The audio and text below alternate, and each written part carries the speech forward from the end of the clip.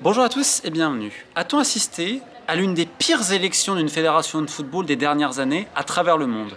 Ça s'est déroulé la semaine dernière au Sénégal et honnêtement, les mots me manquent. Déjà, ça avait suscité un premier scandale puisque, pêle-mêle pour que les gens comprennent, l'élection a débuté le samedi 2 août, s'est terminée au petit matin le dimanche, elle a duré plus de 20 heures et outre la présence de la gendarmerie, de l'huissier de justice et des protestations, on a l'un des candidats, Madi Touré, également président de Génération Foot, qui s'est retiré avant le second tour, dénonçant une corruption du camp de Abdoulaye Fall qui sera le futur vainqueur. Et ce monsieur, Madi Touré, a appelé les autorités sénégalaises à faire la lumière sur ce qui venait de se passer. Et honnêtement, on le suit, on a fait plein d'élections, que ce soit en France, en Afrique, en Asie, en Caraïbes, Amérique latine. Mais là, ce qui s'est passé, ça dépasse l'entendement. Alors que ça avait plutôt bien démarré, puisqu'il y en a plusieurs candidats, et ça change. On sait que de plus en plus d'élections se font avec candidats uniques, on verrouille justement les potentiels opposants. Là, pour le coup, la Fédération sénégalaise de football avait permis à 7 candidats initialement de se présenter. Finalement, 2 ont rejoint d'autres plus grands noms. Au final, on avait quand même 5 candidats. Donc ça permettait d'avoir une belle représentation du football sénégalais qui, on le sait, est englué quand même dans une gestion assez compliquée depuis des années. On avait le président sortant, Augustin Senghor, qui se représentait à nouveau. On avait Aliou Goloko, on avait Oumar Diaye, on avait Madi Touré et Abdoulaye Faye. Ces personnes étaient donc réunies au CICAD, le Centre international de conférence Abdou Diouf, c'est après une trentaine de minutes de Dakar, sous la présence d'un représentant de la CAF, un Égyptien, du bureau régional de la FIFA à Dakar, également d'un représentant FIFA, en l'occurrence le colonel Pelé, qui a été récemment élu au conseil de la FIFA, qui est l'ancien président de la Fédération du Niger.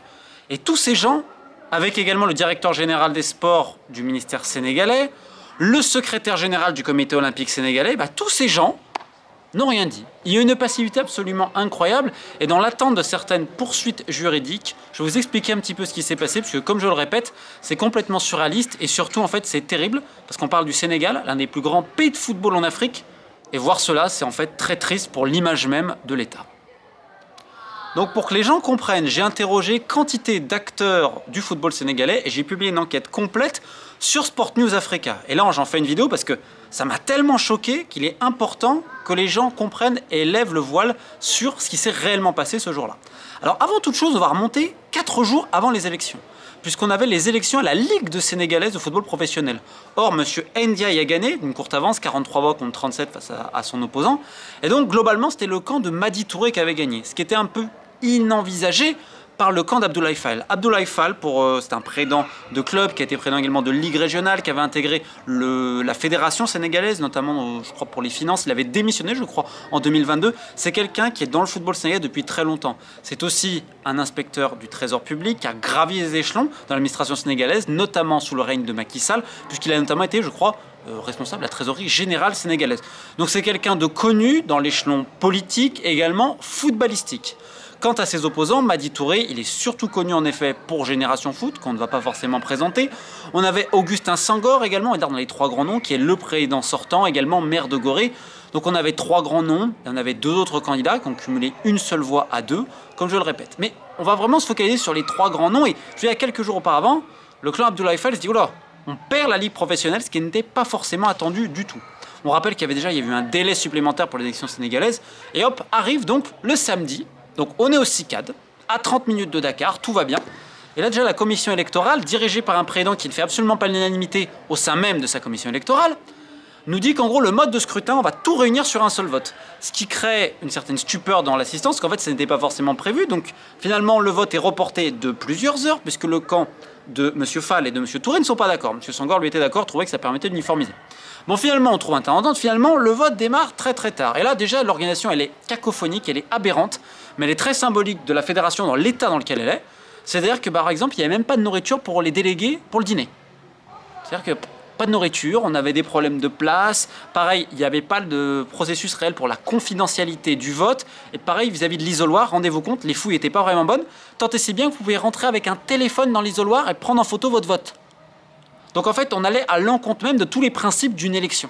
Et je le répète, le plus terrible, c'est que pour une fois, on a quand même un pays qui a donné l'exemple puisqu'on avait une élection à plusieurs candidats. Et vous savez qu'avec la FIFA, c'est très compliqué parce qu'ils veulent un candidat unique pour élire leur personnel. Donc là, malheureusement, ça commence à être n'importe quoi. Donc on saisit le secrétaire général du comité olympique qui était là, le responsable du ministère des Sports, parce que la ministre des Sports avait fait un discours de préambule le matin, puis après elle était partie.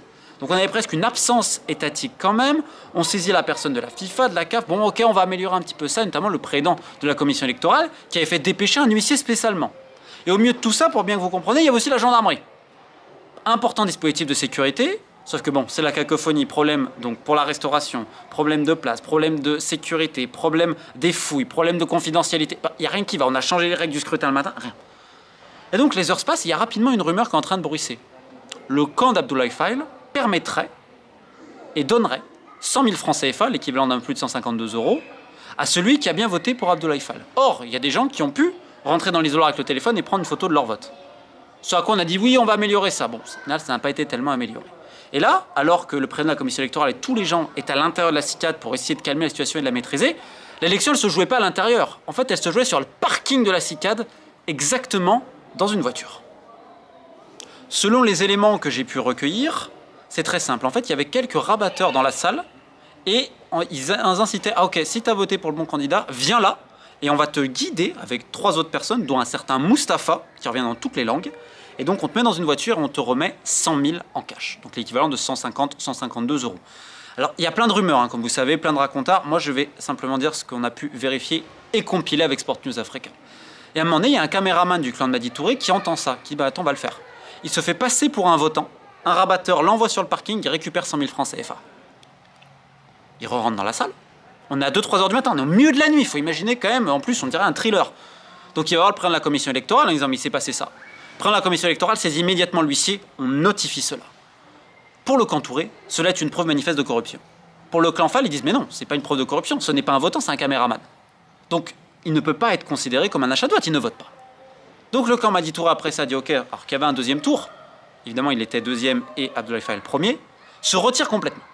Donc on a une élection qui ne se termine pas, qui se conclura officiellement au petit matin, après plus de 20 heures comme je vous l'ai dit, alors qu'il n'y avait rien à manger, rien, enfin, n'importe quoi absolu. Les gendarmes, à un moment donné, ont fait intervenir, mais finalement non, parce qu'il y avait un jeune peut-être un petit peu excité, on disait on ne donne pas d'ordre, etc. C'était la cacophonie à tous les niveaux. Or, après coup, on a plus d'une semaine après cette élection-là, où le président récemment élu, Abdoulaye Fall, lui, est allé immédiatement au Maroc dans un voyage officiel, etc., pour légitimer sa position. La FIFA, la CAF, ont dit ok, il n'y a pas de problème. Donc déjà, la passivité des instances, elle est absolument délirante. Comment ils ont pu dire que tout à l'heure, qu'il n'y avait aucun principe démocratique de transparence d'une élection respectée? Je veux dire, par exemple, parce qu'on a beaucoup parlé des anciennes présidentielles au Sénégal, on n'a pas eu ça, hein. On n'a pas eu ça en présidentielle sénégalaise. Et on va me dire que pour une élection d'une fédération de football, c'est l'anarchie. C'est-à-dire qu'il n'y a aucun contrôle. Et c'est vrai que la FIFA ne veut pas que les États s'ingèrent. Pourquoi? Parce qu'elle aime visiblement le chaos et potentiellement d'autres choses pas très nettes. Donc dans tous les cas, on attend plusieurs recours. Il y en a déjà qui ont été intentés. On sait que ce qu'a dit le candidat Touré, mais ce qui est certain, parce que j'ai interrogé tous les camps, tout le monde était choqué du déroulé des événements. Même les gens sur place, certains journalistes et tout, cette affaire, elle bruisse. Les 100 000 francs, etc. et tout. Ce qui est certain, c'est qu'il va y avoir des suites juridiques à cette affaire. Alors après, de quelle nature? Le camp Fall, évidemment, dément tout cela. Par contre, je peux vous le dire, il y a eu aussi certains messages WhatsApp qui ont été montrés, qui étaient très équivoques, qui ont été montrés aux responsables, qui ont dit « Ah oui ». Et puis il y a aussi autre chose, il y a que certains délégués, vous savez qu'ils ont été ramenés normalement, c'est la fédération qui s'occupe du transport et du logement pour le vote, sauf qu'en fait, certains ont été mis dans un hôtel à Sali, et on explique que ça a été fait par le camp Fall, ce qui pose une question sur la partialité des votants, si l'un des votants va héberger ou aider d'une quelconque manière que ce soit certains délégués à venir et à séjourner pour le vote. Donc en fait, on n'a respecté absolument aucun principe à ce niveau-là. Et je vous le répète, ça s'est accéléré suite à l'élection à la Ligue de football professionnelle sénégalaise 4 jours avant l'élection fédérale. Et donc on est au milieu de ça, on n'a pas encore officiellement le PV de cette Assemblée générale élective sénégalaise. Ce qui est certain, c'est qu'aujourd'hui les camps ne vont pas en rester là. Quid de l'État sénégalais? De la ministre qui, le matin, nous expliquait ce vivre ensemble, qu'elle compte sur tout le monde pour que ça se passe bien. Parce que, je le répète, on parle du Sénégal. On est en 2025. On a un État qui nous répète, qui fait de la lutte à la corruption une priorité, qui veut stopper la gabegie financière et les anciennes méthodes. Comment l'État sénégalais peut rester silencieux face à un tel scandale? On n'est pas là pour accuser les uns ou les autres. On est simplement là pour dire, après les éléments qui ont été recueillis, qu'il y a eu un problème, clair, net et précis. Il y a un énorme manque de transparence et plein de principes qui ont été bafoués. Donc à un moment donné, est-ce que l'État est souverain ou pas? C'est une véritable question, c'est simplement des effets d'annonce. Pourquoi la ministre est partie en pensant que ça allait suffire? Visiblement, ça n'a absolument pas suffi.